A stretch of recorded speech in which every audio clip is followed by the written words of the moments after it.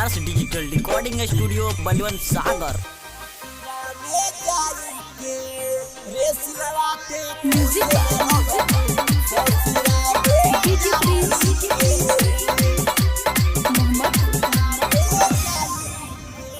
काहे ऐसन कइले बारे हाथ हमसे छोड़ैले बारे। काहे ऐसन कइले बारे हाथ हमसे छोड़ैले बारे। खुश बारे दोसरा के पाई के रे सिलावाते खुश न रहबे रे सिलावाते खुश न रहबे। ससुरा में जाई के रे सिलावाते खुश न रहबे। ससुरा में जाई के काहे ऐसन कइले बारे हाथ हमसे छोड़ैले बारे। काहे ऐसन कइले बारे हाथ हमसे छोड़ैले बारे। खुश बारे दोसरा के पाई के रे सिलावाते खुश न रहबे रे सिलावाते खुश न रहबे। ससुरा में जाई के रे सिलावाते खुश न रहबे। ससुरा में जाई के फिक्स बाय इमर्स डिजिटल रिकॉर्डिंग स्टूडियो बलवन सागर।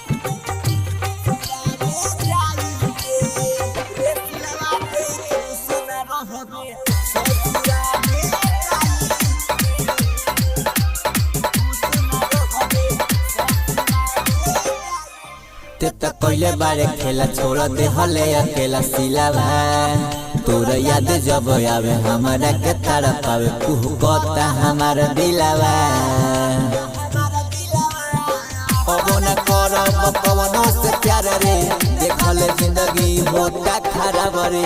अब न करब कवनो से प्यार रे देखल जिंदगी होता खराब रे।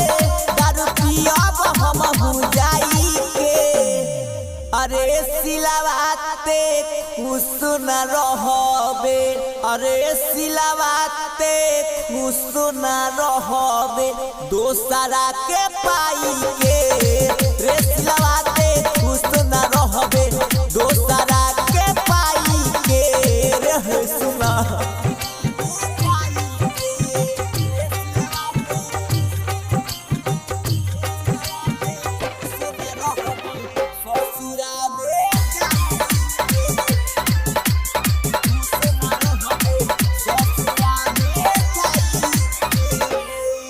कहे राइटर टून टून हमर बात केहू सुन गोरिया। कहे सोनो नन दन नहीं लागत आवे मन जाई कावाना हम ओरिया। कुर्बान रसीला रोअत बाटे दिन रात जोहत बाटे। कुर्बान रसीला रोअत बाटे दिन रात जोहत बाटे। कसम गइले ते खाके भुलाई रे एक किरण तू खुश न रहबू।